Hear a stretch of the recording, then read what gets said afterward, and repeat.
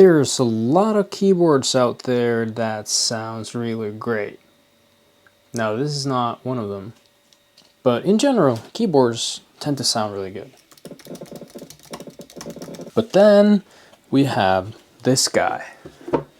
This is the DGT2010, and it's nothing more than a clock. Now, how nerdy is that? This is a chess clock. And with this chess clock, the players will hit the button to make their move. Well, after they make the move, now listen to this. This sounds better than anything else.